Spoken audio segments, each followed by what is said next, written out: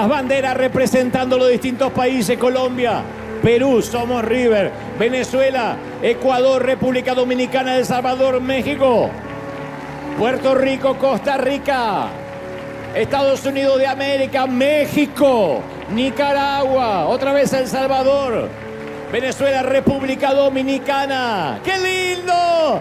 Cuba, todos representados aquí, maravillosa congregación. Que ese aplauso no decaiga. Hacia África, América, Oceanía, República Dominicana, Ecuador. Ahí está México, Colombia, Honduras. Lo dije todo, ¿no es cierto? Creo que no me olvidé de nada. Todos Venezuela, todos representados aquí. ¡Qué lindo! ¿Estamos felices, gente, sí o no?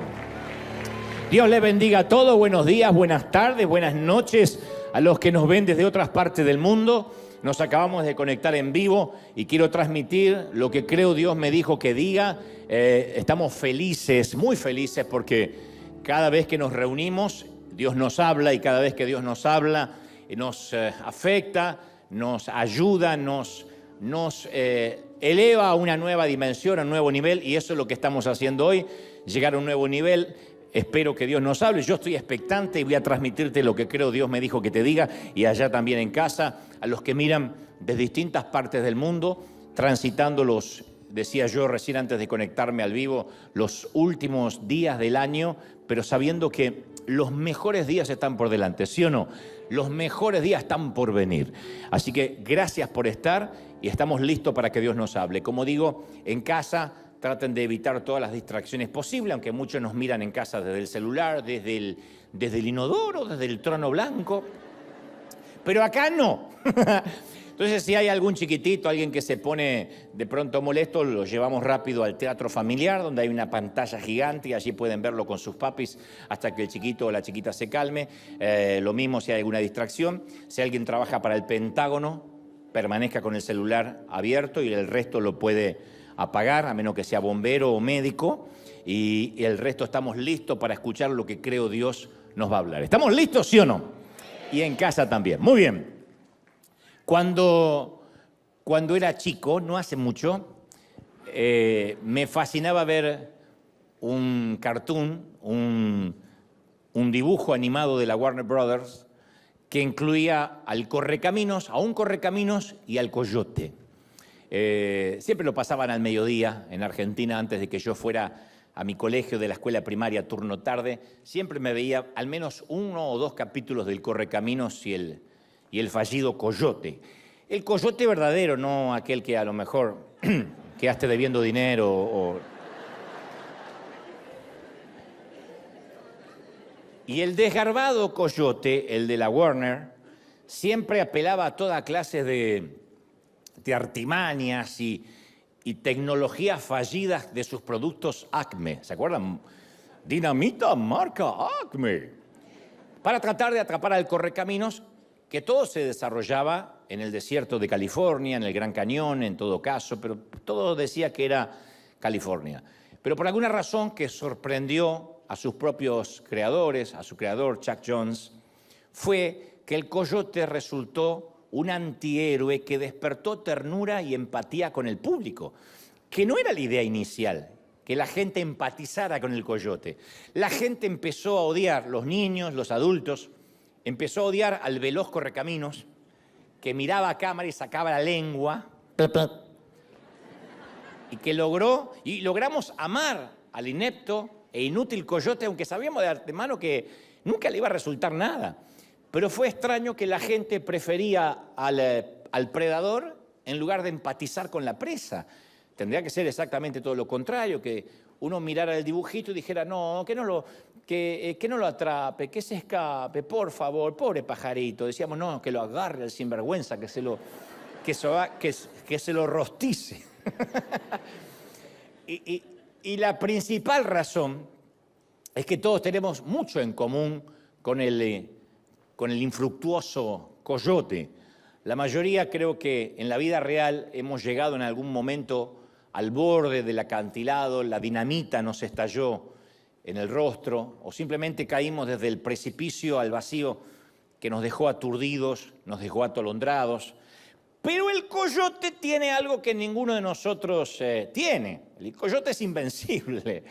nunca se lastima, las caídas no lo liquidan. Como es un cartoon, en la próxima escena, en el mismo episodio, lo vemos pintando una pared que simule un túnel o arrojando un yunque por el desfiladero. Y nosotros no nos podemos recuperar en un mismo episodio y a veces no nos podemos recuperar ni siquiera en una misma vida.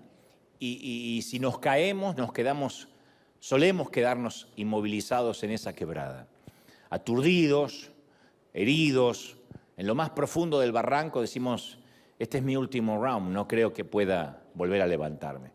Y como suelo repetir siempre, cada semana la Biblia, las Escrituras, está llena de coyotes célebres. Y nosotros también formamos parte de esa cuadrilla destartalada que cae de bruces con nuestros productos Acme que nunca nos terminan de funcionar. Ahora, yo no estoy hablando hoy de metidas de pata insignificantes, delitos menores, errores banales, pueriles, nimios. No, yo me refiero a esas grandes caídas del precipicio que todos hemos tenido. Esas que a veces le damos la espalda a Dios, perdemos el temor del Señor, hacemos adrede algo que estamos conscientes que lo va a ofender, pero decimos no tengo opción, o teniendo, no teniéndola, decidimos intencionalmente ir en contra de Dios. Y cuando uno recuerda, cuando recordamos esas grandes caídas que, insisto, todos hemos tenido, ¿a qué temporadas nos llevan esos recuerdos? Quizás a un campus universitario, a la soledad de la habitación de un hotel lejano, a la oscuridad del interior de un auto, a una turbia transacción de negocios. Algunos recordamos inmediatamente, si pensamos en caída, a los tiempos de rebeldía de la adolescencia, cuando faltábamos el respeto, nos dirigíamos a nuestros padres con improperios o nos fuimos de casa. Otros recordamos la crisis de la mediana edad. Pero yo estoy hablando de esos momentos en que abandonamos nuestras convicciones. Las abandonamos. Por eso digo, si bien no hay una escala de pecado para Dios, y si bien para Dios el chismoso está en la misma lista del homicida, yo quiero que se entienda cuando digo, no estoy hablando de pequeños tropezones, sino de caídas, esos trancazos donde le dimos la espalda a nuestra integridad, donde sabemos que ese capítulo quisiéramos borrarlo de nuestra saga, de nuestra historia, de nuestra serie, pero no podemos, está ahí. Y allá, en el fondo del acantilado, nos hemos preguntado si algún día Dios iba a poder volver a usarnos, en su defecto si todavía nos sigue amando, que es una pregunta muy recurrente cuando uno mete la pata a lo grande. Uno dice, ¿será que Dios todavía me tendrá paciencia? Está bien, entiendo esto de la gracia, pero no habré agotado la línea de crédito de la gracia. Dios dice, no, ya está. Lo tuyo no es pecado, mijo, lo tuyo es deporte. No habré agotado, no habré sobregirado la gracia, no habré pisoteado la sangre, la cruz. Y si alguna vez esa fue, o de hecho sigue siendo nuestra pregunta, entonces necesitamos escuchar juntos la historia de hoy. Y convenir, a priori, antes de empezar, que todos en algún momento de la vida, esto es condición sine qua non, no hay alguien que diga yo no, todos hemos caído al fondo del abismo como el célebre coyote de nuestra historia, Simón Pedro. La relación de Jesús con Pedro comenzó en el mar de Galilea, 3 años antes de la crucifixión. Ahí comenzó la relación, ahí se conocieron. El mar de Genesaret o de Galilea es una masa de agua de 10 kilómetros por 20 en el norte de Israel. A mí me ha tocado conocerla ocularmente. Se le dice el mar de Galilea, pero en definitiva es un enorme lago. Hoy en día sus costas atraen algunos autobuses de turismo, algunos guías y algún puñado de pescadores, pero mínimos. Pero en la época de Jesús, esa región bullía de gente. Y Pedro había estado pescando o intentando pescar toda la noche con sus amigos y Jesús, todavía no se conocían, estaban ahí, Jesús estaba en la orilla predicando toda la mañana, predicándole a la gente desde la orilla y Pedro tratando de pescar. Toda la noche la barca de Pedro flotó sin peces sobre la negra manta marina. Ni un solo pescado, solo atraparon en las redes basura del lago. Estaban cansados, frustrados, querían descansar. Los entiendo. ¿Quién quiere por la mañana fondear una barca vacía? ¿Quién quiere amarrar y limpiar una embarcación sin peces? Más si invirtieron toda la noche en la faena. Por eso entiendo la frustración de Pedro cuando llega a la orilla, atraca y quiere bajar las redes, irse a casa. Y en ese momento el descansado carpintero, digo descansado porque él, aparentemente el carpintero que se dice ser el Mesías, no había estado toda la noche intentando pescar. Así que el descansado carpintero convertido en rabino le dice: hey, boga mar adentro y echen vuestras redes para pescar. Y como si fuese poco, este Jesús es un trabajador de la madera, no es un experto lanzador en redes. Yo si estoy ahí le digo: Jesús, ¿todo bien? Sabrás mucho de todo lo que hablas, del reino, de la madera incluso, pero de peces sé yo. Estuve toda la noche. Pero Pedro y los demás, insisto, aunque pudieron haber descartado esta instrucción, no lo hicieron. Además, a ver, la mitad de Galilea los estaba observando, porque había un gentío que acababa de terminar de escuchar a Jesús. Y los que menos querían los frustrados pescadores era ofrecer una exhibición de pesca frustrada a la luz del día. Así que, pero por alguna razón que no sabemos, medio como a desgano, Pedro obedece. Digo a desgano porque no hay pasión en sus palabras. Le dice: Señor, hemos pescado o estado intentando pescar toda la noche, hemos trabajado toda la noche, no pescamos una sola mojarrita, ni una vieja del agua.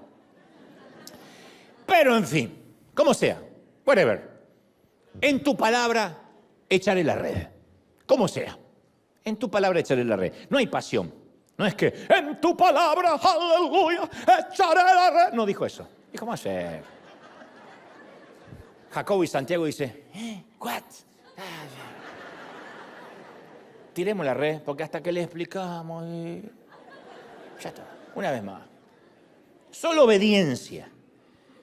Las Escrituras mencionan, no ahí, sino en el Antiguo Pacto, hay varios pasajes que dicen que la creación obedece la voz del Creador. Por eso yo le decía hace una semana que la palabra dice: pregúntale a las aves del cielo. Dios le dice a Job: pregúntale a las aves del cielo y ellas te lo dirán. Pregúntale a las bestias del campo y ellas te contarán acerca de la creación. La creación reconoce la voz de Dios. Así que a mí me gusta pensar que cuando la red chapoteó en el agua, los peces que nadaban en el fondo del lago de Galilea se miraron y se dijeron entre sí: esta red ha sido arrojada porque el Hijo de Dios acaba de ordenarlo. Yo no sé ustedes, muchachos, pero yo en vez de morir como un pez anónimo, yo quiero aparecer en las páginas de la Biblia. Y apareció un cardumen, aparecieron miles de peces peleándose para entrar a la red. Yo. Porque sabía que esa red había sido ordenada por el Creador, por el Hijo de Dios. En menos de un minuto, Peter tiene miles de peces plateados que rebasan la red y les llegan hasta la rodilla. Y en ese tiene que pedir ayuda a otras barcas, porque no dan abasto. Y en ese preciso momento, Pedro se da cuenta con quién está tratando. ¿Quién es este Jesús? Y cae de bruces entre la pesca. Yo creo que dice: ay, no. Porque él se da cuenta, había estado toda la noche. Esto tiene que ser un milagro. No hay otra manera de entenderlo, de razonarlo. Y cae. No le molesta el mal olor de los peces. Lo que le preocupa es su propio mal olor. Y le dice: apártate de mí, Señor, porque soy un hombre pecador. Uno dice: ¿por qué dijo eso? Porque ahí se dio cuenta que estaba tratando con Dios. Creo que hasta ese momento pensaba que era... No quiero pensar y suponer que Pedro tenía a Jesús como un lunático, pero sí como un profeta más, quizá en el mejor de los casos. Así que le dice: Jesús, apártate de mí. Y Jesús no acepta esta sugerencia de apartarse de él. Al revés de lo que siempre nos enseñaron, Jesús no limita su reclutamiento a los santos, a los intrépidos, a los que guardan la doctrina. El semillero de su equipo siempre está entre los apaleados, los agotados de no pescar nada. Él vive recorriendo las barcas, los burdeles, para decirle, nunca es demasiado tarde para empezar de nuevo. Nunca. ¿Alguien recibe esta palabra, sí o no? Nunca, nunca. Así que en ese momento Jesús recluta a Pedro, lo enlista. Le dice, no temas, porque desde ahora serás pescador de hombres. Le cambia el oficio en un segundo. Lo conoce, 5 minutos después le cambia el oficio. Le da un llamado. El oficio le cambió a Pedro de inmediato. No sé si habrá entendido la metáfora, si habrá pensado que era una licencia poética del maestro. Pero creo que llegó a la casa y le dijo, gorda, cambié el oficio. ¿Y ahora qué? Soy pescador de hombres. ¿Qué vamos a comer, hombre? No sé, pero tengo que pescar. Y así comenzó esta singular amistad entre Jesús y Pedro. Y a partir de ahí, Pedro tendría cimas, valles, altos, bajos, más bajos que altos, pero nunca tendría un momento coyote tan bajo como la noche en que 3 años después Pedro no cumpliría la promesa a quien le dio una oportunidad o una segunda oportunidad con las redes de pesca. Y esa promesa que él iba a romper ocurriría durante la víspera de la crucifixión. Ya habían pasado 3 años, Pedro y Juan habían compartido mucho juntos. Cristo les había dicho a sus seguidores que ellos lo iban a abandonar y que está bien, que él entendía. Y Pedro, que siempre tuvo la mandíbula más rápida que el cerebro, dijo, aunque todos te abandonen, yo nunca lo haré, nunca. Jesús lo mira con ternura y le dice, bocón, Pedro,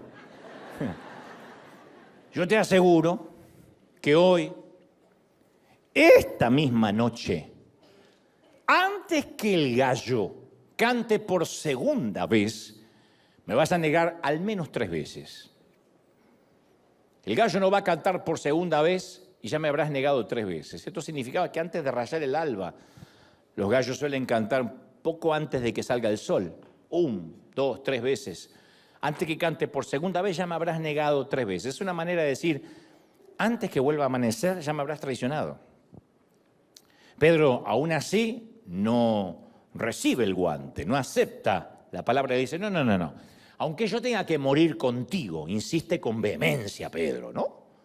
Jamás yo te negaré. No como estos. Yo creo que hasta tenía un aire superior, así medio argentino, pechito de paloma, diciendo, no como estos que están acá. Pero la determinación de Pedro duró poco, obviamente. Cuando los romanos arrestan a Jesús a las horas, Pedro y los otros seguidores huyeron como perros escaldados, huyeron como ratas en medio de un naufragio.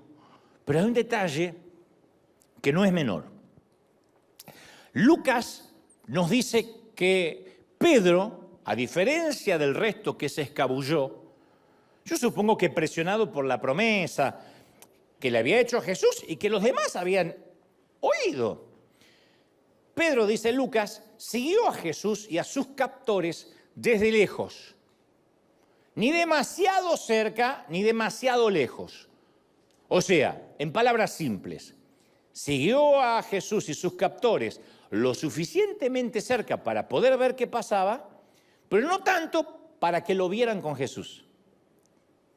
Hay mucha gente que toma esas actitudes, ¿no? Que no está lejos de la cruz, pero de alguna forma sienten que están cerca de la iglesia, a veces sienten que están cerca de Jesús, pero están lejos de la cruz, y siempre es como algo medio extraño donde hay personas que saben todo lo que pasa adentro, pero también todo lo que pasa afuera. Son gente de puerta, gente que no tiene un compromiso real. A mí me ha tocado conocerlos cerca de la cruz, lejos de Cristo. Saben todo lo que pasa en la congregación y saben lo que pasa afuera. No se comprometen mucho. Uno no podría llamarlos inconversos ni mundanos, pero tampoco podría llamarlos cristianos vehementes, porque están así como simpatizantes. Y eso es lo que hacía Pedro. El amor hizo que sintiera vergüenza de salir corriendo, pero el miedo le hizo sentir vergüenza de acercarse demasiado. Y Marcos 14:54 lo relata así. Dice, Pedro lo siguió de lejos a Jesús hasta dentro del patio del sumo sacerdote. Ese patio era una suerte de juicio acelerado, una suerte de corte donde iban a juzgar y, entre otras cosas, sentenciar a Jesús o empezar a sentenciarlo. Y dice que Pedro se sentó con los guardias y se calentaba junto a un fuego. En ese momento, una joven, una muchacha, lo reconoce a Pedro. Le dice, hey, ¿tú no eras uno de los discípulos de ese hombre? Shh. No lo soy, dice mientras se calienta. Momentos más tarde le vuelven a preguntar por segunda vez. Otra persona, hey, ¿tú no eres uno de los discípulos de ese hombre? Pues claro que no. Por segunda vez lo niega. La tercera pregunta precede de alguien más cercano, un pariente de un tal Malco con el cual Pedro había tenido un incidente pocas horas antes. Le dice, hey, ¿no te vi a ti en el huerto con Jesús? Y esta vez acorralado Pedro, ya es la tercera, insulta. La Biblia dice que maldice, no sabemos exactamente qué dijo, pero posiblemente maldijo a su Señor con algún improperio, con alguna grosería poco plausible, de manera que quede claro que él no tiene nada que ver con ese Mesías. Y en ese preciso momento, cuando él se está mandando su insulto, ocurre algo inverosímil. Un gallo se despierta.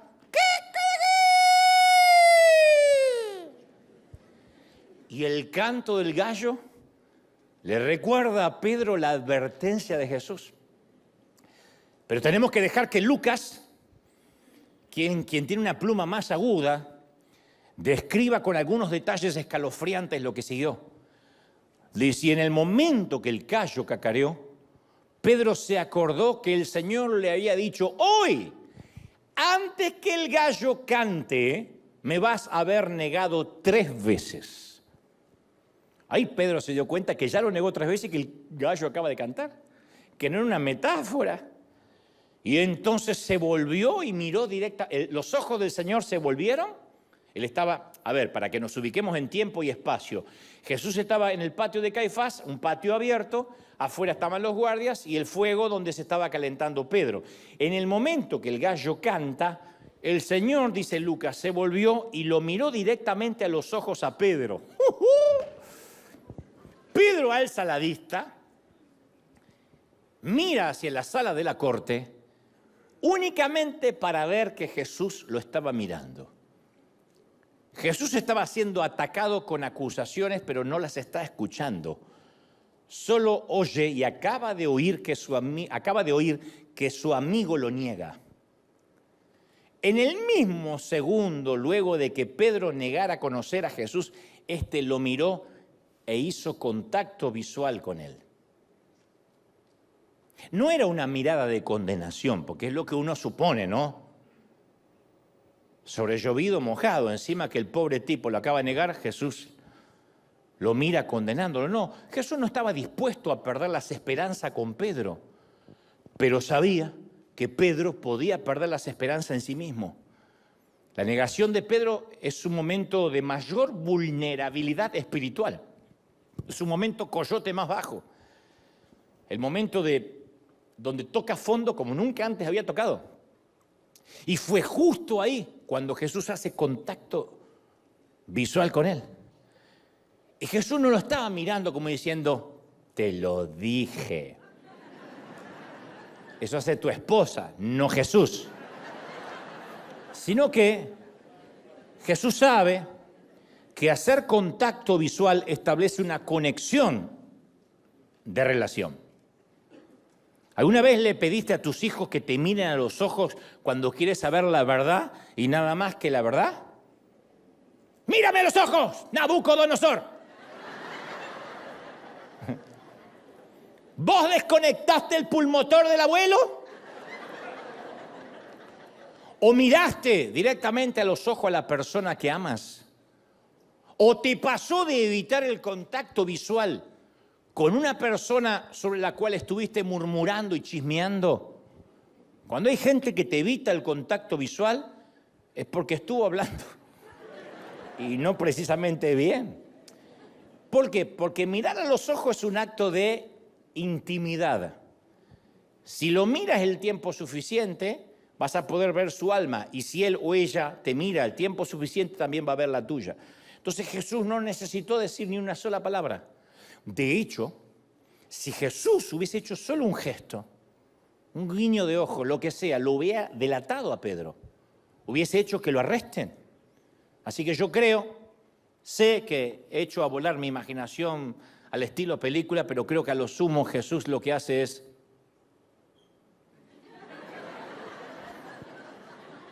como diciendo, no te delates. Y le envía un mensaje no verbal por medio de aquel contacto visual. De alguna forma está diciendo, Pedro, mírame, yo te perdoné antes de que me negara, por eso te lo dije. Solo quiero que sepas que no perdí la esperanza contigo. Todavía estamos juntos en esto. ¿Sí o no?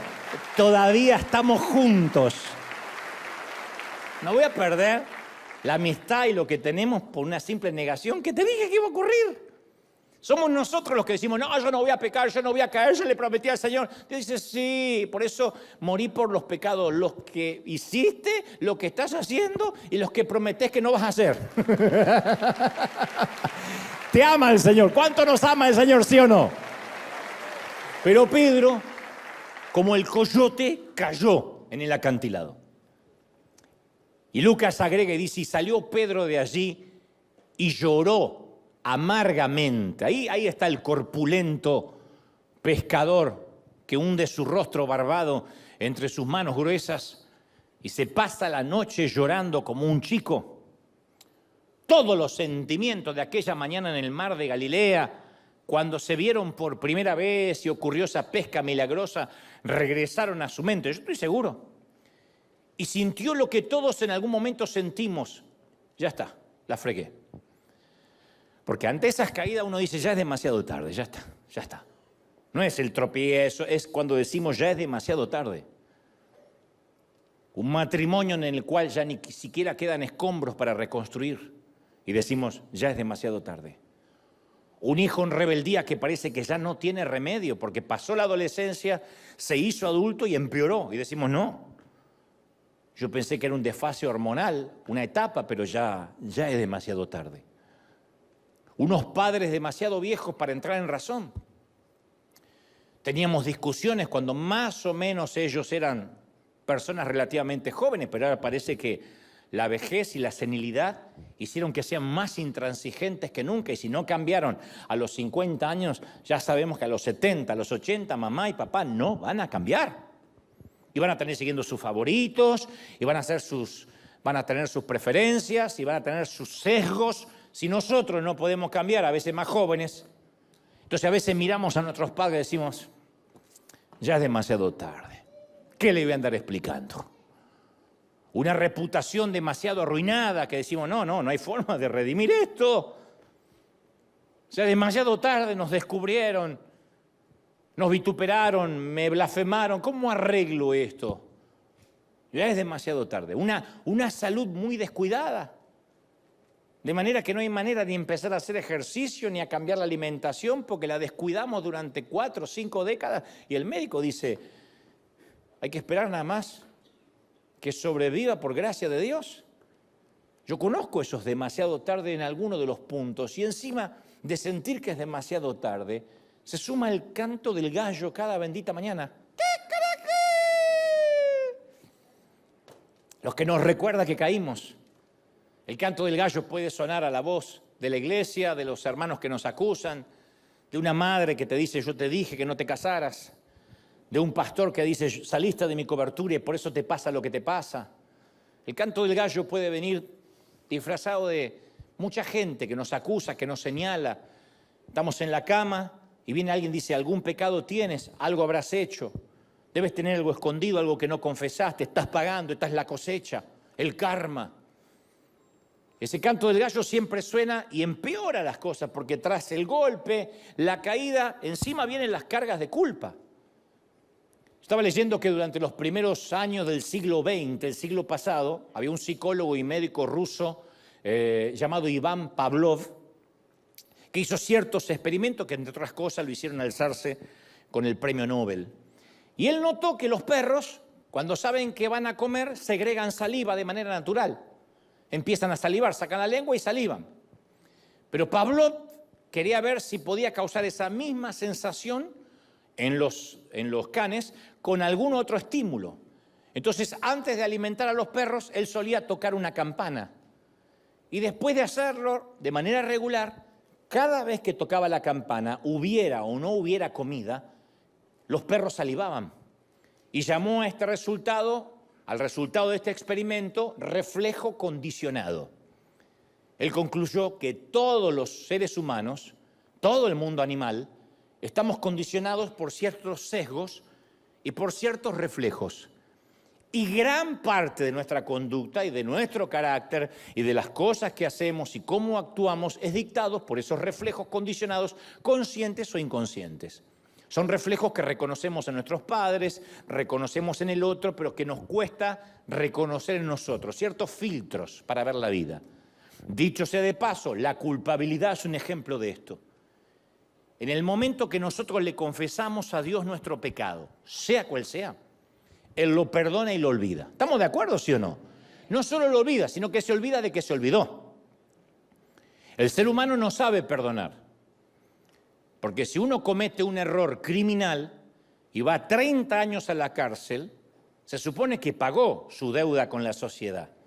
Sin embargo, cuando sale de la cárcel es un expresidiario, le costará horrores conseguir un empleo y ante cualquier pequeño detalle, ya sea cruzar una luz en rojo, se le conmuta la pena, lo que se llama los antecedentes. Nunca se le borran los antecedentes. Cuando el Señor nos perdona, los antecedentes se borran, desaparecen. No es que Dios dice, ya la tercera vez, mi hija. Se borran. No hay pruebas, no hay jurisprudencia, no hay antecedentes penales de que alguna vez pecaste. Cuando se dice que el Señor los borra, literalmente desaparecen, no quedan en un archivo por las dudas para que alguien, como se dice en algunos países, saque el archivo, pegue un carpetazo, diga, acá está lo que hiciste. Eso no va a pasar. Cuando Dios perdona, se olvida y se olvida de que se olvidó. Desapareció. Ni se lo digas porque no sabe de lo que estás hablando. ¿Estamos de acuerdo? Ahora, sin embargo, nosotros somos muy pavlovianos, como este psicólogo ruso, porque para muchos de nosotros es más fácil aceptar el perdón de Dios que perdonarnos a nosotros mismos. El gran problema que tenemos es que no nos perdonamos lo que Dios ya nos perdonó, no nos podemos perdonar. Y lo peor es que nos rodeamos de gente que tampoco nos perdona. Dios olvida, pero Dios arroja los pecados en el fondo de la mar, pero hay algunos hermanitos con ministerio de buzo que van al fondo y sacan, ¡ay, lo que encontré! Ahora, ¿por qué? ¿Por qué podemos perdonar a otro y a veces no nos perdonamos a nosotros? Porque sí, podemos perdonar, pero a diferencia de Dios, cuando se trata de nosotros no podemos olvidar.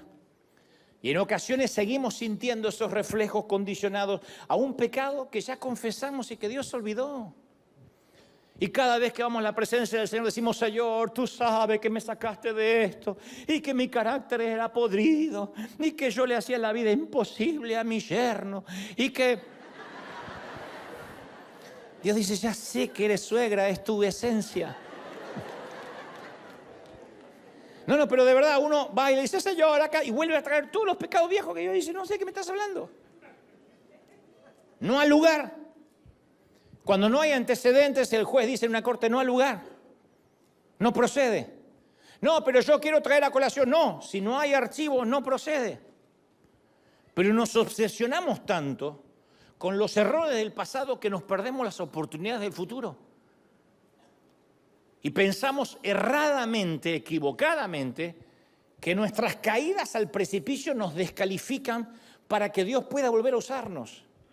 Decimos, no, después de esa caída, no vas a pretender que sea lo mismo que antes. ¿Por qué no? Hasta más. Bueno, porque hay ciertas cosas que a Dios le repugnan. Y cuando Dios perdona, cuando Dios limpia, todas las cosas son hechas nuevas. Yo sé que es una locura. Se llama gracia. ¿Estamos de acuerdo, sí o no? Y Pedro tenía un reflejo condicionado. Tenía un sesgo pavloviano. Así como los perros salivaban los perros de Pavlov cuando su amo tocaba la campana. Cada vez que Pedro sentía... por lo menos esos 2 días, se le estrujaba el corazón, el alma se le hacía añicos. Y no podía andar matando los gallos de todo el mundo. El gallo le recordaba que era un fraude, que era un fantoche, un ruin. La mayoría de nosotros vive en la ciudad y no está en contacto con gallos, pero en los tiempos del Medio Oriente, hablar de gallos es hablar de camellos, es hablar de burros. Convivían con todo tipo de animales. La cosa es que finalmente llega el glorioso domingo de la resurrección de Jesús. Y unas mujeres van a visitar el sepulcro de Jesús. Notan que la piedra, ellos estaban preocupadas quién les iba a correr la piedra porque iban a ungir el cuerpo. Era una costumbre también muy oriental. Y ve que la piedra está corrida a un lado y se encuentran con un ángel sentado ahí que les dice algo fabuloso, que tiene además un agregado que hoy no podemos pasar por alto. En las palabras del ángel hay una frase lo suficientemente pequeña para pasarla por alto. De hecho, la hemos pasado por alto muchos. Hay 3 palabras que uno pasa por alto en lo que el ángel le dice a esas mujeres. Yo sé que quizás aquí en casa habrán leído este pasaje 100 veces, pero es probable que como yo nunca lo hayan notado o lo hayan tomado como algo irrelevante. Es una pequeña frase que está cargada de gracia y una ternura, una ternura que no tiene parangón, no tiene precedentes. Le dice este ángel a las mujeres: no se asusten, ustedes vinieron a buscar al Nazareno, a Jesús, al que fue crucificado, pero miren, Él no está, Él ha resucitado, ya no está aquí. Hasta ahí fabuloso, ¿no?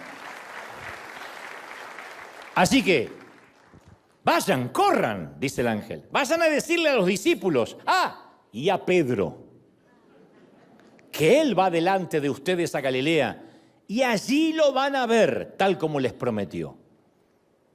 Si Pedro era uno de los discípulos, ¿por qué había que hacer la aclaración? Díganle a los discípulos y a Pedro. Como que me dijeran, díganle a los argentinos y a Dante. Yo diría, ¿Cuándo en mi país me dejaron de considerar nativo? ¿Por qué lo dijo a los discípulos? Díganle a los discípulos y a Pedro. Ese ángel no se le ocurrió. Ese agregado y a Pedro es un tesoro escondido. Yo digo, qué detallista el Señor, qué tierno. Porque Jesús sabía que aunque Pedro se convenciera que Él había resucitado, que Jesús había resucitado, necesitaba convencerse también Pedro que Jesús había resucitado también por él. Él decía, no, por los demás muchachos. Yo soy un fraude, yo lo negué, me vio. ¿Qué le voy a decir? Es como si todo el cielo hubiera visto caer a Pedro como el coyote. Y es como si todo el cielo quisiera ayudarlo a levantarlo otra vez. Pedro, no te vas a quedar tirado en el acantilado, te vamos a ayudar. Te vas a enterar que Cristo resucitó. ¿Me están siguiendo, sí o no? Asegúrense de decirle a Pedro que él no fue descartado, que no está fuera del equipo. Díganle que una caída no le quita su rango de soldado. Una caída no te quita el rango de soldado, ni 2 ni 3, eres soldado. No es que caí, renuncio, la renuncia no es una opción. Hasta los ángeles querían que el angustiado pescador supiese que no todo estaba perdido. Asegúrense, insisto, de decirle a Pedro que Dios no se dio por vencido con él. El mensaje era para los discípulos y para Pedro. Si alguien cae, por lo general uno no quiere darle un mensaje a ese que cayó, sino al resto, a los que supuestamente, todos escaparon, pero supuestamente los demás fueron un poco más fieles porque al menos no lo negaron. A excepción de Judas, los restos más o menos, los otros 10 pobrecitos, por lo menos se mandaron a mudar. Este se quedó ahí y lo negó. La cosa es que algunos de los discípulos, asustados y frustrados, en ese momento volvieron a hacer lo que sabían hacer. Ignoraban que Jesús había resucitado, a pesar que se los había dicho durante 3 años. Pero hay un momento que uno dice, ¿a quién quiero engañar? Yo vuelvo a lo que sé hacer. Yo no sé para qué me metí con todo esto de creer en Dios. Yo tengo que dedicarme a lo mío. Así que hay momentos que todos en la vida regresamos a aquello de lo que juramos salir, a la vieja vida. Y entre ellos estaba Pedro, que regresaron a la barca. Ellos no estaban en la puerta de la tumba esperando, como las mujeres, ver si el milagro iba a ocurrir. Ellos estaban regresando a la barca diciendo al final, fue lindo mientras duró. Fueron 3 años maravillosos, más que mal lo disfruté. Terminó, todo lo bueno termina, todo lo que sube baja, todo lo que es grandioso alguna vez deja de ser grandioso. Ahí estaba la misma barca, la misma playa, el mismo mar. Así que Pedro y sus compañeros limpiaron el casco de moluscos, de algas, desenrollaron las redes y se hicieron a la mar. Aquel domingo se hicieron a la mar, dijeron no hay más nada que hacer. Y de la nada, ellos estaban desde la noche del sábado, de la nada, se le hicieron las 6 de la mañana. Amanecieron. Pedro y sus amigos habían estado tratando de pescar toda la noche y otra vez, como hace 3 años, no pescaron ni una mojarra. Pobre Pedro. Porque una cosa que esté quemado como discípulo, pero también está quemado como pescador. Qué feo cuando dejaste todo para seguirlo a Dios, fracasaste siguiendo a Dios, querés volver a lo demás y también en esto sos un fracasado. Y en el momento que Pedro y los muchachos se están preguntando si no será tarde para cambiar de oficio, oyen una voz de una figura que los llama desde la costa. Por la bruma de la mañana no se ve, solo se ve una figura, un tipo parado. Una voz que no reconocen porque están fuera de onda. No se imaginan quién podría ser. Y el tipo que está en la orilla les grita, ¡hijos! ¡Hijitos! ¿No pescaron nada, no? La pregunta tiene un poquito de ironía. Porque es casi una preguntonta. Los ve frustrados, ve que no hay peces. Pero a su vez es la primera vez que esa figura los llama hijitos. No habrá otra ocasión en que los vuelva a llamar así a los muchachos. Y ellos que no lo reconocen, ¿quién es? No sé, un imbécil que salió a la mañana a correr. No, jefe, no hemos tenido suerte. Y entonces el individuo de la orilla insiste y grita, ¡prueben de vuelta! ¡Que prueben de vuelta! Tiren la red a la derecha de la barca.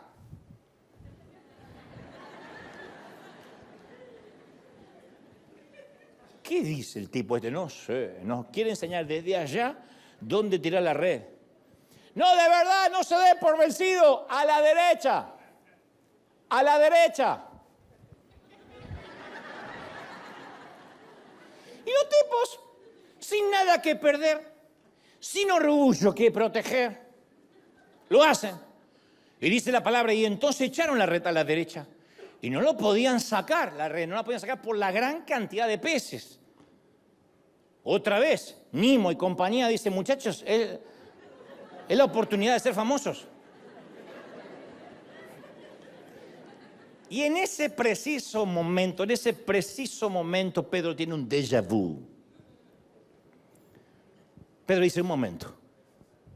Cuando no puede sacar las redes de lo que pesan, dice, no, yo ya viví esto. ¿De verdad está pasando otra vez? ¿De verdad? Todos en algún momento experimentamos un déjà vu, que es un término inventado por un psicólogo francés, Émile Boirac, que su traducción literal de déjà vu es ya visto, en francés, déjà vu, ya visto. Déjà vu. Me salió como el zorrino de la Warner. Mon amour. Ah, mon amour. Déjà vu. Que básicamente el déjà vu es un fenómeno cognitivo, una percepción sensorial del procesamiento de la memoria. No es el recuerdo de otras vidas, no, es una sensación de familiaridad de una situación que parece que ya la habíamos vivido antes. Algunos científicos dicen que está vinculado a ciertas condiciones neurológicas y que es una suerte de fallo temporal del cerebro, como un glitch. Es como una suerte de fallo que nos hace creer que eso lo hemos vivido. Digo, por si alguien se hacía la ilusión de que esta es la misma suegra que habías visto en Pesadilla. No, es un glitch. Y mirá que Dios me avisó con un déjà vu. No, es un glitch. Sea lo que sea, Pedro tiene la sensación de que esto ya lo vivió antes. Hace 3 años atrás no había pescado nada. Le dice el señor Bog en mar adentro, se llenó de peces, ahora pasó lo mismo. Él recordaba otra noche similar a esta, de una dura faena, precisamente en este mismo mar. El incesante lanzamiento de la red, el sonido que hacía cuando esa red chapoteaba en el agua, cómo el atardecer se convirtió en noche. Aquella vez, él recordaba aquella vez que las estrellas aparecieron y los peces se mantuvieron en las profundidades hasta que salió el sol. Aquella mañana, pero hace 3 años, alguien que no era un pescador les dijo que trataran una vez más. Y lo hicieron. Y lo que ocurrió cuando trataron una vez más hace 3 años y lo que está ocurriendo ahora tratando una vez más 3 años después es exactamente lo mismo. La red se volvió a llenar con branquias plateadas y dando volteretas y sacudidas. De repente Pedro otra vez tenía peces a granel, todo otra vez gracias al consejo de un extraño.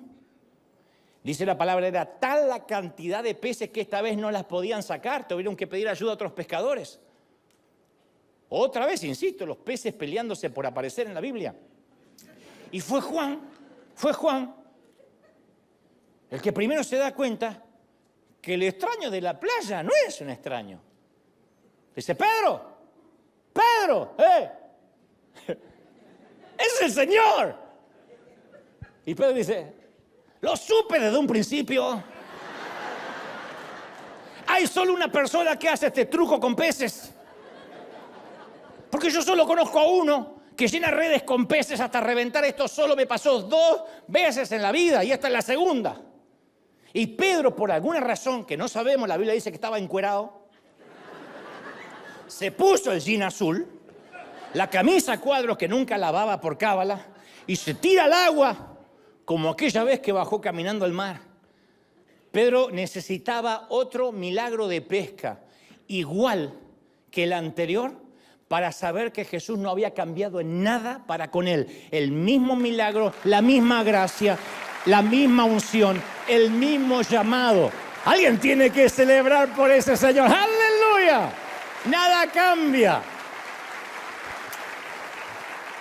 Porque uno cree que cuando uno cae, después Dios te da un llamado consuelo. Un peor es nada. Bueno, perdiste lo anterior, pero te doy algo para que haga. Nada ha cambiado. Es más, había más peces ahora que la primera vez, porque ahora tuvieron que pedir ayuda a otros pescadores. Señor, quería decir, no hay rencores, mijo. Sigues estando en el equipo. No hay rencores. Y Pedro sale, después de nadar, sale empapado del agua y llega hasta la orilla. Y Jesús, recién resucitadito, está colando café.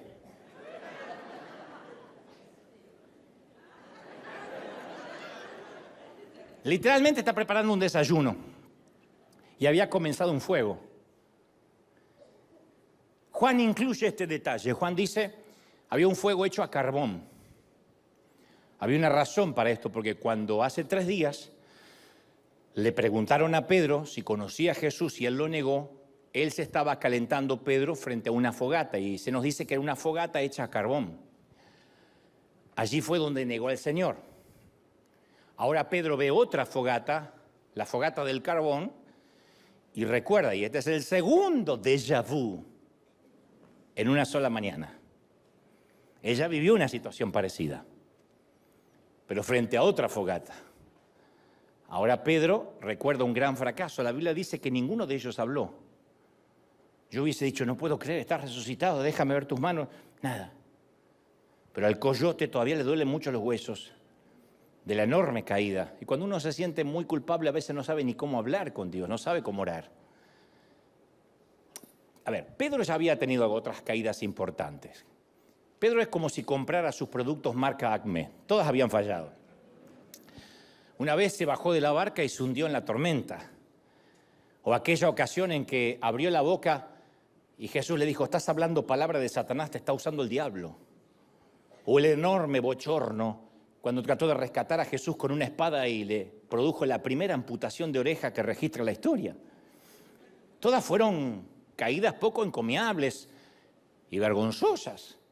Pero esta de la negación, esta era caída de las grandes ligas, caída a lo hispano. Porque cuando un hispano cae, cae bien. Un gringo te dice, pido perdona, señor, que me quedé con un vuelto el otro día de un cambio de 20 centavos. Ah, el hispano cuando roba. ¿Hasta cuánto se puede robar en California el hispano? Así somos. No digo que somos ladrones, pero tenemos ese sesgo. Y Pedro se siente irredimible, imperdonable. Y ahora recuerda cuando estuvo parado junto a otro fuego y le falló a su Señor. Y ahí están, solo Pedro y Jesús.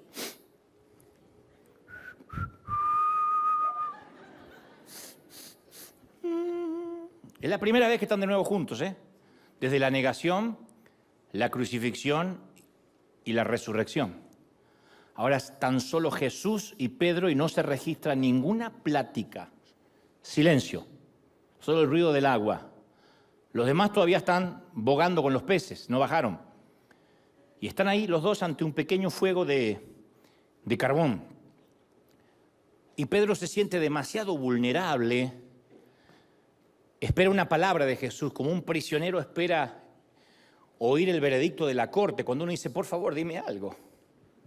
Dime algo. Pedro no dice ni una palabra, no tiene cara para hablar. De hecho, ninguno de los dos, insisto, dice una sola palabra, excepto que se disponen a desayunar, porque el siguiente versículo dice, y luego de haber comido, y ocurre la plática, pero antes no. El Cristo resucitado no necesitaba comer, tenía un cuerpo glorificado. Aún así se permite un último desayuno con su amigo. No desayunó con ninguno de los otros 10. No desayunó con ninguno de los que no lo negaron. Pedro era el que necesitaba un desayuno.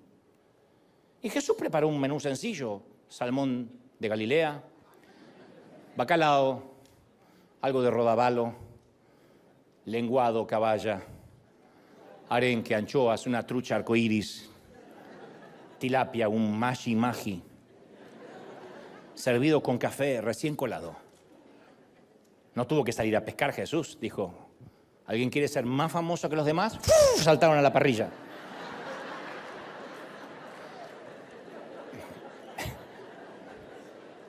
Porque ¿cómo llegaron esos pescados ahí? Por orden de Dios. Che, el Señor pide a algunos para sacrificarse, yo, y se saltaron. Y fueron así, por la orillita así,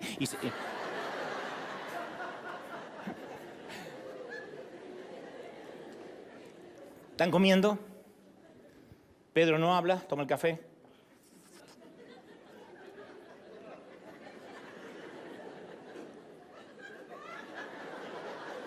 Y entonces Pedro oye la pregunta, que en principio lo hiere en el corazón, pero la pregunta que lo sanaría y lo devolvería a la vida, la pregunta que jamás iba a poder olvidar.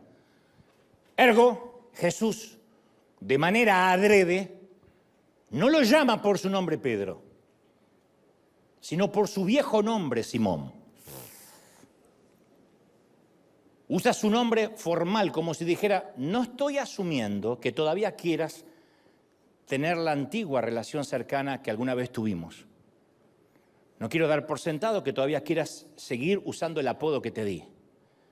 No es que te lo haya quitado, es que no quiero dar por sentado que todavía quieres seguir siendo mi amigo. Porque alguien pensaría que al no llamarlo Pedro sería una forma de degradarlo, pero en realidad le estaba quitando la carga de responder como un discípulo políticamente correcto y le dio la carga de responder como un hombre.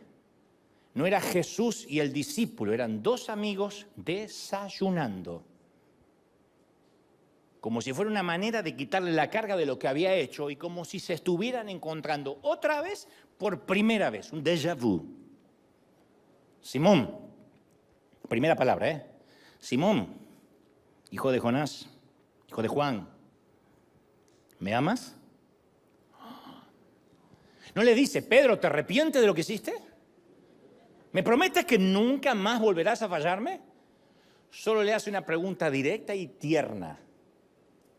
¿Me amas? Cuando alguien te hace esa pregunta, el corazón está en juego, siempre. Es la pregunta de un enamorado esperanzado. Es la pregunta que un padre anhela hacerle a un hijo que se fue de la casa, aunque teme preguntársela, porque teme que le dé una respuesta negativa. Ahora parece que Jesús es el vulnerable. Ahora Jesús es el enamorado que espera una respuesta. Y Pedro responde de cierta manera evasiva. Se muere de amor por su Señor. Pero teme que si le dice, sí, te amo, con locura, teme que Jesús le recrimine y si me amas con locura, ¿cómo pudiste hacer lo que hiciste? No es lo que nosotros le diríamos a un empleado que nos roba, a alguien que nos fue infiel. No le diríamos, yo soy tu pastor, sí, y me respetas, sí, ¿por qué hiciste lo que hiciste? La recriminación viene inherente a que nos digan, sí, yo te respeto mucho, entonces ¿por qué me lo faltaste al respeto? Así que Pedro responde tímidamente, tú lo sabes todo. Tú sabes que te aprecio, que sí que te quiero. Y Jesús, mientras sirve otra tacita de café, dice, bueno, entonces vas a tener que ocuparte de las ovejas. Apacentarlas, digo. En otras palabras, le está diciendo, regresa al equipo. Te quiero como uno de mis pastores. Esto se repite 3 veces hasta que a Pedro le duele. ¿Por qué Jesús me sigue preguntando? ¿Por qué no me cree? Le preguntó 3 veces lo mismo y 3 veces obtuvo la misma respuesta. Porque Pedro no sabe lo que nosotros sí sabemos, que el Señor de la segunda oportunidad, con cada pregunta lo está sanando. Este es el tercer déjà vu de aquella mañana. Tercero, Pedro había negado 3 veces frente a una fogata a su Señor. Y ahora estaba teniendo la oportunidad de profesar su amor frente a otra fogata, otras 3 veces. Una oportunidad por cada traición. 3 negaciones, 3 nuevas oportunidades. Impresionante, 3 veces. Una oportunidad por cada vez que te equivocas. Nunca te lo olvides cuando digas, no, pero yo llevo varias. Por cada traición, una nueva gracia. Jesús le dice a Pedro y nos dice a todos los que hemos estado parados junto al fuego de la traición y le hemos fallado, nos pregunta, ¿todavía me amas? ¿Todavía me amas? Si yo le dijera, Señor, aquí estamos pecadores, aquí está toda esta gente que en la semana cometió todo tipo de horribles pecados, ¿qué tienes para decirles? El Señor me diría, pregúntales y pregúntale a cada uno si todavía me aman. Diles, ¿de verdad no los quieres consumir? ¿No los quieres exhortar? Dile si todavía me aman. Podría haber preguntado, ¿crees que después de lo que hiciste aún te amo? Pedro, ¿te sientes digno de mi amor? ¿De verdad tan cara rota eres? Pero en lugar de eso, el traicionado quiere saber si el traidor todavía lo ama. E incluso Jesús nos está preguntando eso a nosotros hoy. No importa lo que hayamos hecho. ¿Me amas? Cuida los dones que te di. ¿Me amas? Cuida el llamado que te di. Alimenta a mis ovejas, regresa al juego. Hay gente necesitada, hay vecinos al lado de tu barrio, al lado de tu casa, hay gente en tu oficina, hay gente en tu colegio que te necesita. ¿Me amas? Regresa al equipo. Regresa. Y a mí siempre me va a quedar la duda y no entiendo por qué ninguno de los dos habló de la traición. ¿Merecía una plática difícil o no? Traiciona a alguien y tendrás una plática difícil con el traidor y el traicionado. Ellos nunca la tienen. ¿Qué tal algo como Jesús? Tienes que entender, estaba bajo presión. Y estuve leyendo un libro de Freud que dice que cuando uno está bajo presión, uno tiene sesgos cognitivos que se relacionan con las células espejo que hacen que uno reaccione sin pensar. No hubo explicación. ¿Solo me amas? Jesús fue a las bases, no a la periferia de la traición. Como aquellos que se aman demasiado como para revolver errores o pasados dolorosos que no suman nada a la relación. Cuando amas, dice, bueno, vamos, para adelante. Pedro había fallado 3 veces. Y Jesús le volvió a encomendar su misión también 3 veces. Si Jesús quiere sanarlo, también tiene que sanar sus sesgos. Ahora tiene que sanar sus reflejos condicionados. Porque el maestro, a ver, no lo puede mandar de vuelta a predicar a los confines del mundo con sentimientos de culpa al pobre. Porque el Señor no manipula a nadie con la culpa. Yo digo siempre, no llames a nadie por teléfono motivado por culpa, no prediques por culpa, ni se te ocurra diezmar u ofrendar por culpa. Ay, no, que le estoy robando al Señor, la culpa no sirve.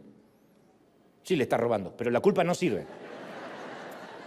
La culpa no sirve. A donde sea, Jesús sabía que a donde sea que Pedro vaya en un futuro, cada vez que escuchara, ¿qué? El otrora predicador se iba a morir de culpa. Iba a estar, porque yo siento esta mañana, aleluya, ¿qué? Apaguen el gallo.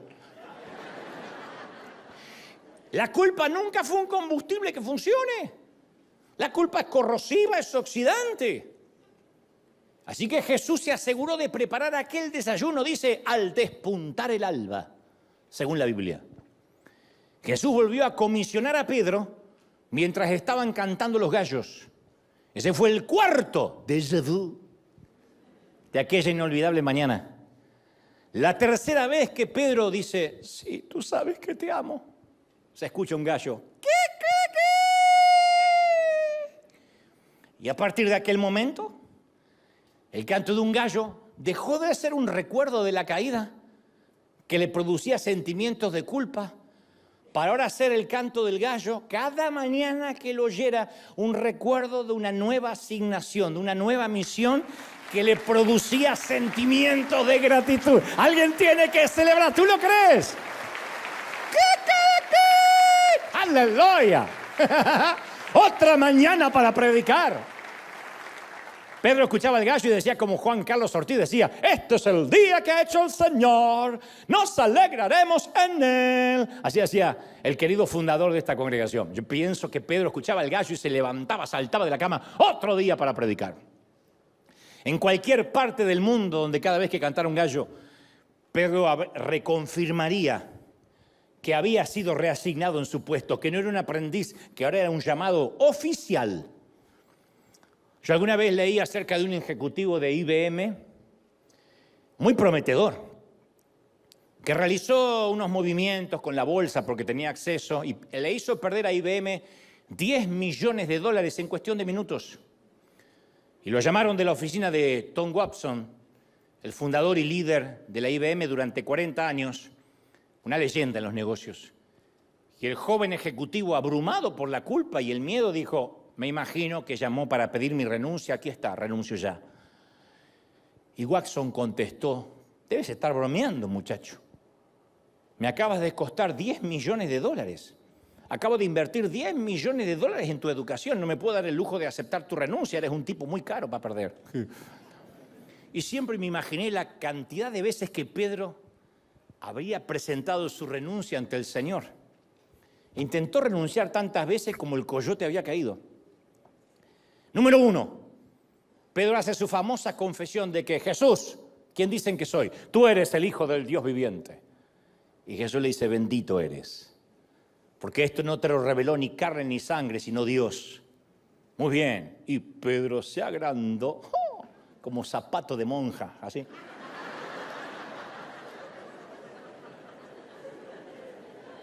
Y Jesús explica que es necesario ir a la cruz. Dice, por eso tengo que ir a la cruz. Y como estaba agrandado, cuando uno está agrandado, comete errores. Hace un ratito era bendito. Y ahora comete un error, Pedro. En vez de quedarse callado, dice, no, te reprendo, Jesús, no irás a la cruz. Y Jesús le dice, Satanás, no hables a través de él. Un ratito era bendito, al otro día lo estaba usando Satanás, al ratito. Me imagino que Pedro dijo, tienes razón, actué impulsivamente, yo la boca no me coincide con el cerebro, acá está mi renuncia. Imagino a Jesús diciendo, estás bromeando, Pedro, acabo de invertir una enseñanza en ti, no me puedo dar el lujo de aceptar tu renuncia. Número 2, en el mar de Galilea, Pedro sale del bote y comienza a caminar sobre las aguas porque dice, si eres tú, dime que vaya hacia ti. Pero en un momento lo deja de mirar a Jesús. y el temor y la duda lo abruman. Y se hubiera ahogado si Jesús no lo agarra. Y apenas lo agarra, que creo que lo puede agarrar de la barba. Jesús le diagnostica el problema, le dice, hombre de poca fe. Me imagino que Jesús cuando sube a la barca dice, ya está. Tú no te mereces tener a alguien de poca fe al lado. Yo me agrando con grandes gestos, pero no confío del todo. Estoy lleno de preguntas, de temores y la vergüenza que pasé ahí. Acá está mi renuncia. Y Jesús dice, estás bromeando. Acabo de invertir un milagro en ti. Yo no puedo dar el lujo de aceptar tu renuncia. No, ni loco, te quedas. Número 3. En la peor noche de Jesús, Pedro dijo, yo te seguiré, no importa lo mucho que me cueste, no importa lo que digan los demás. No lo pudo seguir ni una noche.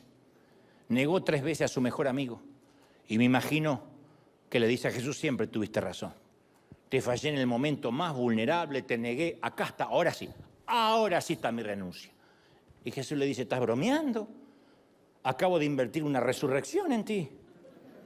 No me puedo dar el lujo de aceptar tu renuncia. A ver si lo entiendes, Pedro, y lo entiende toda la gente de River. Cuando yo salvo a alguien, nadie lo arrebata de mi mano, no renuncia. No se dan por vencido, no se entregan, no se rinden. Alguien tiene que celebrar, ¿sí o no? Digo, ¿qué hubiese pasado si Pedro no hubiese enfrentado sus metidas de pata? ¿Qué hubiera pasado si le hubiese restado importancia a la negación, le hubiese echado la culpa a otro por su caída y bueno, estaba bajo presión? ¿Qué habría pasado si nunca habría salido de la quebrada en la que cayó? ¿Cuántos sermones habrían quedado sin predicarse?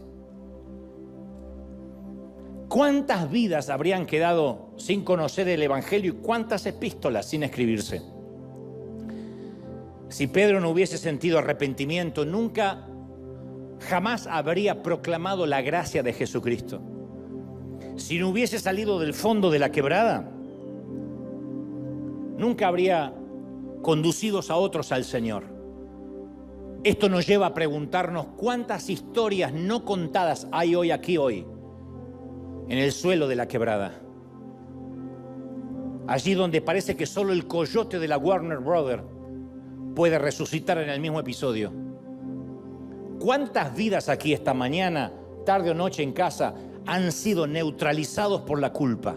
Neutralizadas por la culpa.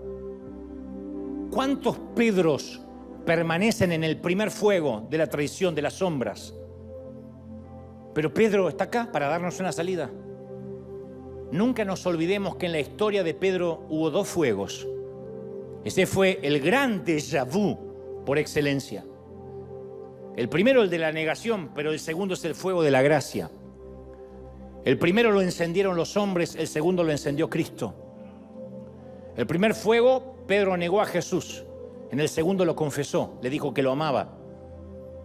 ¿Qué llevó a Pedro de un fuego a otro? ¿Cómo fue su paso desde el fuego de la negación al fuego de la gracia? Entre ambos fuegos hay 2 hechos: las lágrimas de Pedro, el arrepentimiento genuino, y la cruz de Jesús. Ambos son esenciales en esta historia, porque si Pedro hubiese derramado lágrimas sin la cruz, como Judas, habría sido solo remordimiento, y el remordimiento no cambia a nadie. Todos tenemos remordimiento. No confundas ese remordimiento con arrepentimiento. Pude haber sido un papá mejor, no debía haber hecho esto, no debía haber contestado, sí, me siento mal en el fondo. Eso es remordimiento. No hacer nada por eso es hacer lo de Judas. Son lágrimas sin cruz. De haber visto Pedro como Judas, la cruz sin lágrimas, solo habría conocido la arrogancia y se hubiese muerto tratando de explicar de que pobrecito a él no le quedó otra que negarlo. Pero al ver la cruz y tener lágrimas, conoció la redención. Entonces mezcla las lágrimas de cualquier pecador con la cruz del Salvador y el resultado será un gozoso coyote emergiendo de la quebrada de la culpa. Y esa gracia fue suficiente para que este Galileo pueblerino propagara el evangelio de la segunda oportunidad y llegó hasta Roma, lugar donde el imperio lo asesinó. Pedro fue asesinado en Roma. Si alguna vez nos preguntamos qué es lo que hace que un hombre que alguna vez negó al Señor como un cobarde, ahora esté dispuesto a matarse por Él, tenemos que recordar que todo pasó en ese desayuno. Y fundamentalmente no podemos olvidarnos que Pedro también terminó siendo crucificado como el Señor, aunque boca abajo. Y creo que mientras que lo subían al madero, Pedro dice: me parece que esto ya lo viví antes, excepto que ahora yo soy el crucificado. Gloria a Dios. Este fue su quinto y último, gran y eterno déjà vu. Vamos a celebrar al Rey de Reyes, Señor de señores. Vamos, dale un aplauso grande por esos déjà vu, por esas segundas oportunidades, por eso volver a empezar. Que alguien celebre más que eso. Bendito eres. Todos. Alguien tiene que celebrar. El Rey ha hablado hoy. ¡Wow! Bendito eres. ¿Cuántos reciben esta palabra? ¿La reciben de verdad, sí o no? Y acá está el desayuno. El Señor nos ofrece esta mañana una segunda fogata. No es solo una oportunidad más, es la oportunidad de regresar al equipo, de sumarte. Todo será olvidado a partir de este mismo minuto. Se borra todo, los warnings, las advertencias, los tickets, las multas, las condenas y las sentencias. No habrá jurisprudencia, no habrá ningún juez en ninguna corte, en ningún lugar remoto del mundo que podrán mencionar tu caso. Porque el Señor borrará las evidencias. Por si no lo sabes, una de las metidas de pata de Pedro fue cortarle la oreja a un servidor de uno de los guardias. Sacó una espada y le cortó la oreja a alguien. Y Jesús fue y le pegó la oreja al muchacho. Y luego, claro, lo quisieron acusar a Pedro de violencia. Pero siempre la pregunta estaba: ¿y dónde está la oreja cortada? ¿Dónde está el herido? Y como Jesús le había pegado la oreja de vuelta milagrosamente, borró las evidencias. Todo lo que hayamos cortado, roto, herido, lastimado, las evidencias han sido borradas. Y cuando alguien quiera revolver tu pasado, tú podrás decir: ¿y dónde están las evidencias? Yo no veo ninguna oreja cortada. Cuando el Señor perdona, borra las evidencias. No solo las borra, sino que te dice: bueno, a trabajar, vamos, apacienta a mis corderos. ¿Me amas? Así que por favor, esta mañana nadie se ponga a hablar de las traiciones, del pecado, lo que me viene a la mente, porque eso no es algo que el Señor acostumbra a hablar durante los desayunos. Él no quiere que la comida caiga mal, así que solo hablaremos de amor. ¿Todavía amas? Yo interpreto que sí, si no, no estarías aquí a la mañana. ¿Todavía amas en casa? ¿Todavía te gustaría dar la vida por Él? Este es un hermoso déjà vu. Para los que dicen: yo ya viví esto tantas veces, pero bien, este podría ser una de esas vueltas, esas sagas, esas continuaciones, una remake, una nueva oportunidad del primer llamado. ¿Queremos que Dios nos use, sí o no? Te pregunto, ¿amas al Señor? El Señor me dice: ¿me amas? El Señor me dice que te pregunte: ¿me amas? Dice el Señor, ¿me amas? Dile que te mueres de amor por Él. Cierra tus ojos un momento y dile: Señor, te amo con todo mi corazón. Tú conoces todas las cosas. Te amo, Señor. Padre, en esta mañana he transmitido lo que creo me has dicho que diga tu pueblo. Percibo que del otro lado de la línea, tras la pantalla, hay líderes, pastores, que han claudicado, han bajado los brazos y al costado del camino se han quedado relegados diciendo: lo que hice no califica dentro de la gracia de Dios.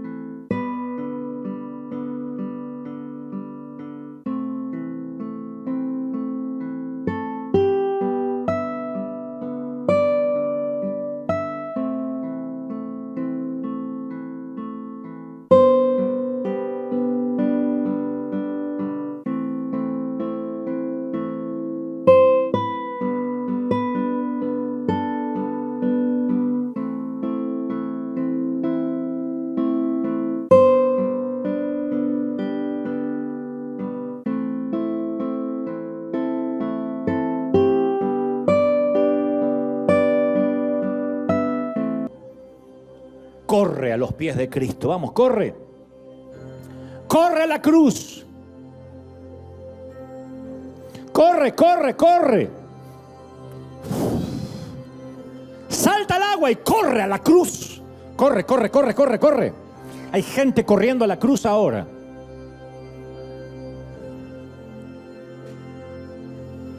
¿Ves al Señor haciéndote un guiño de ojos y diciendo todo está bien? Muchacha, todo está bien, muchacho. Vamos, apacienta mis corderos. Si yo te dije que ibas a fallar, la promesa que hiciste que no me ibas a fallar, que no ibas a pecar, dice el Señor, fue unilateral. Yo nunca firmé ese contrato, dijo el Señor. Yo sabía que ibas a fallar, te lo dije. ¿Recuerdas cuando anticipé Satanás te ha pedido para zarandearte como a trigo? ¿Qué pensaste que era el zarandeo? Me ibas a negar. Ibas a violar tus convicciones. Y si yo sabía que lo ibas a hacer y te seguía amando y no te eché, ¿por qué te despediría ahora? Eres alguien muy caro. Invertí mucho proceso en ti. ¿Me oíste? Invertí mucho proceso en ti, mija. Mucho proceso en un ámbito controlado para dejarte ir. Tú te cansas de mí, yo no de ti. Tú me eres infiel, yo no te soy infiel. Y a veces bastará mi fidelidad, dice el Señor, para los dos. Cuando no quieras venir a orar, cuando no quieras venir a buscarme, bastará mi amor para los dos, hasta que puedas amarme otra vez. Así de mucho te amo, así de mucho te extraño, así de mucho he pagado un precio por ti. Bendigo a los que están en casa, bendigo a los que están aquí. Gracias, Señor, por este momento. ¡Oh, dulce Espíritu de Dios! Dulce Espíritu de Dios. ¿Pueden sentirlo? Recibe, recibe, recibe, recibe. ¡Te vas! ¡Aleluya!